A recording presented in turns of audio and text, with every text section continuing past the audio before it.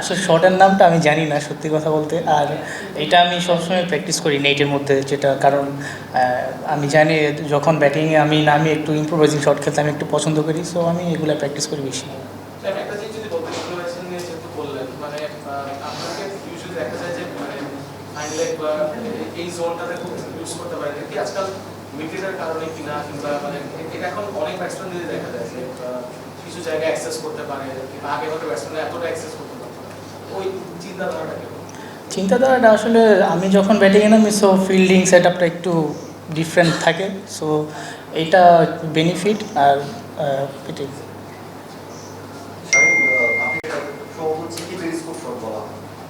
আজকে আপনি মোহাম্মদ আশরাফুলের সাথে হচ্ছে এটা নিয়ে প্র্যাকটিস করছিলেন, কি কথা হচ্ছিল? না তেমন কিছু না, নর্মালি, কারণ ম্যাচে যেভাবে ব্যাটিং করি জাস্ট ইন্টেন্টটা ধরে রাখার জন্য, সো ওইটাই প্র্যাকটিস করতেছি। বোলিংটা খুব বেশি দেখা যাচ্ছে না আন্তর্জাতিক ক্রিকেটে, যদিও নেট সেশনে আমরা দেখলাম যে আপনি বোলিং 72 ঘন্টা ময়েশ্চার লক সমৃদ্ধ লিলি বডি ওয়াশ, শিয়া বাটারের গুডনেস স্কিন রিপেয়ার করে রাখে সফট ও গ্লোয়িং। প্র্যাকটিসটা করেন, মানে এটা অ্যাকচুয়ালি কি ক্যাপ্টেন্সি ডিসিশন নাকি আপনি আসলে খুব বেশি কমফর্ট ফিল করেন না? রিজনটা কি? না, ক্যাপ্টেন তো সবসময় বলে বোলিং করতে, শুধু মাঝে মধ্যে সালাউদ্দিন স্যার বোলিং দেয় না। না, ক্যাপ্টেন আমাকে সবসময় বলে বোলিং করার জন্য, এইটাই আর কি। সো না, বাংলাদেশ টিমের ফিল্ডিং আমরা ওয়ানডে সিরিজে যদি কথা বলি বা এই টি-টোয়েন্টি, যে একটা দেখলাম ফিল্ডিং খুব ইমপ্রুভ করেছে, এবং দেখা যাচ্ছে যে ক্যাচ ধরা ক্যাচ ছাড়ার মধ্যে ডিফারেন্স এখন অনেক কমে গেছে। তো কোনো কি ইমপ্রুভমেন্ট এসছে কিনা গত 6 মাস 8 মাসের ফিল্ডিংয়ে? আপনি কি ফিল করেন এবার ওয়ান পার্টিকুলার থিং, মানে আপনাদের একটা জিনিস মনে গ্যাপ থাকে, তো সে রেগুলার আপনারা ডিরেক্ট হিট পয়েন্ট আবার আসে, লাস্ট ম্যাচে একটা হয়েছিল, কিন্তু মানে ফিল্ডিংয়ের ফিল্ডিংয়ের বলতে আমরা দেখেন লাস্ট আমরা যতগুলো ক্যাম্প করেছি, আমরা ফিল্ডিংয়ের উপর অনেক ফিল্ডিং অনেক করতে হয়েছে আমাদের। ইভেন ফিল্ডিং কোচ আমাদের অনেক টাইম নিয়ে ফিল্ডিং প্র্যাকটিসটা করাইছে, আর ইভেন সব কিছুই ভালো হচ্ছে, পজিটিভ হচ্ছে। টাইম নিয়ে যেটা করাচ্ছে মানে তেমন কিছু না, ফিল্ডিংটা একটু বেশি করাচ্ছে, বেশি বেশি করাচ্ছে, সো দ্যাটস ওয়াই হয়তো বা ভালো হচ্ছে ম্যাচের মধ্যে।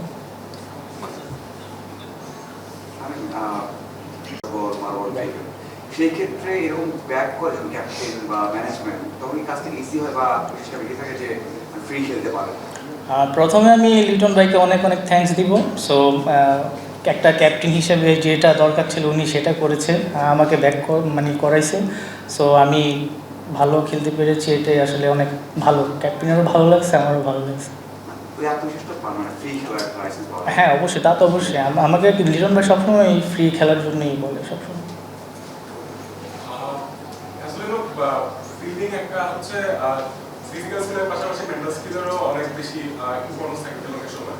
So when you guys trade about the things and আপনার কোন জিনিসটা নিয়ে বেশি ফোকাস করা হচ্ছে নতুন কোচ অথবা আপনাদের এখনকার কারেন্ট রেজিম, যে ফিল্ডিং মেন্টাল সাইড নিয়ে নাকি হচ্ছে স্কিল সাইড নিয়ে? ওভারঅল সব কিছুতেই প্র্যাকটিস করা যায়, এমন না স্পেসিফিক কোনো কিছু, ওভারঅল সব কিছু নিয়েই আমরা প্র্যাকটিসটা করা হচ্ছে।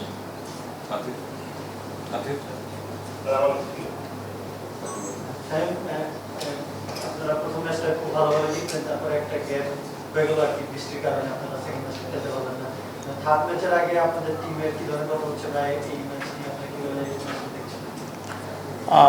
যেহেতু বৃষ্টির উপরে কোনো হাত নেয়, এটা আসলে এটা ব্যাড লাক, এটা কিছু বলারও নেই। আর ওই ধরনের কথা হয় না এখনও আমাদের মধ্যে। সিরিজ জিততে পারলে আপনাদের জন্য কেমন হবে? অনেকদিন পরে আপনার টি-টোয়েন্টি খেলবেন, আপনার বছরের শুরুতে নিশ্চয়ই আপনাদের জন্য ভালো হবে সিরিজটা জিতে।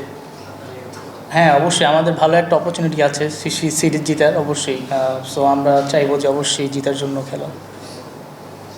পার্টনারশিপ নিয়ে যদি বলতেন আপনার সাথে কি মনে হলো, মানে এত বড় চেঞ্জ আসলো ব্যাটিংয়ের, একটা ইনিংস হলো, কিন্তু এটাই কি গোয়িং ফরওয়ার্ড এই স্টাইল আপনারা খেলতে চান কিনা, যে চেঞ্জ যখন হবে পজিটিভলি আমি চাইবো যে অবশ্যই এইভাবে খেলা উচিত টি-20 ম্যাচ, সো না হলে আমরা বড় ম্যাচগুলি জিততে পারবো না। Last two question. মানে অ্যাজ এ ব্যাটসম্যান আপনি যখন ক্রিজে যান, মানে লঞ্চ করার ব্যাপারটা কিভাবে আসবে? মানে when you feel that it's time for you to launch, or you want একটা পজিশনে যে ওঠেন, যখন মারতে যান তখন কি ব্যাটসম্যান হিসেবে চিন্তা করেন যে হ্যাঁ স্টাইলটা আমি নিজেকে লঞ্চ করব? আসলে আমি যখনই ব্যাটিংয়ে যাই আমি একটু পজিটিভ থিঙ্ক নিয়ে যাই সবসময়, যে মারা বলটা মেরে দিব। সো আমি যদি একটু চালু খেলতে পারি আমার টিমের জন্য অনেক ভালো। মানে ড্রেসিং রুম থেকে এইরকম একটা থাকে, কনফিডেন্স থাকে যে আপনি গিয়ে শুটটা খেলেন, বিকজ অনেক সময় তো শর্ট ডাউন আসতে পারে, গ্র্যান্ডেড আউট, ওই ইয়েটাকে আপনার থাকে মাথায়, এরকম দেয়। অবশ্যই ড্রেসিং রুম দেয় সেটা না, বাট আমার মাইন্ডেই থাকে যে আমি এরকম খেলবো, আমি একটু ফাস্ট খেলবো, যে T20 আমি এটাই থিঙ্ক থাকে সবসময় আমার। Liton Das almost most successful T20 captain হওয়ার খুব কাছাকাছি। এই টিমটাকে জেলিং করার ক্ষেত্রে আপনি ক্যাপ্টেনকে কীভাবে রেট করবেন এবং ড্রেসিং রুমটাকে আসলে কীভাবে ব্যাখ্যা করবেন, বর্তমানে কী অবস্থা? দেখেন অবশ্যই আমরা লাস্ট T20 অনেকগুলো সিরিজ আমরা উইন করতে পেরেছি, সো এটা আসলে আমাদের টিমের মধ্যে একটা ভালো একটা বন্ডিং হয়েছে। সো আনফর্চুনেটলি আমরা ওয়ার্ল্ড কাপটা মিস করে ফেলেছি, এটা তো কিছু করার নেই। তাও আমরা অনেক ভালো প্রিপেয়ার ছিলাম। অবশ্যই ক্যাপ্টেন্সি অবশ্যই ম্যাটার করে। চিটাগাং যখন রেকর্ড চেষ্টা করলেন তখন কি ওই বিশ্বকাপের রাখিটার বেশি মনে হয়েছে টিম বন্ডিংটা দেখার পর? না, বিশ্বকাপের ওইটা চলে গেছে, ওইটা নিয়ে আসলে আর থিঙ্ক করার কিছু নেই। আমরা আমাদের জাস্ট পজিটিভ যেটা সাইড, আমরা ভালো খেলতে পেরেছি, ইভেন আমরা আমাদের ইন্টেন্টটা ধরে রাখতে পেরেছি, এটা আমরা নেক্সট ম্যাচে ধরে রাখতে চাই। ওয়ানডেতে বাংলাদেশের 6-7 নম্বরের জায়গাটা খুব ক্রিটিক্যাল, এখনো ওইভাবে সেটেল না। তা আপনি মানে ওয়ানডে ফর্মেটটাকে কী বলেন? আপনি কিন্তু ছিলেন, তারপরে আবার এখন সামনে ডিপিএল আছে, মানে আপনি কি চাইবেন যে ডিপিএল দিয়ে আবার একটু কমপ্লিট করা, যে ফিশার হোক আপনার জন্য মনে হয় পারফেক্টলি ম্যাচ করে? অবশ্যই সামনে যেহেতু ডিপিএল আছে, সো এটা আমার জন্য বেস্ট অপশন, এটা দিয়ে আমার কামব্যাক করাটা সবচেয়ে বেশি ইজি হবে আমি মনে করি।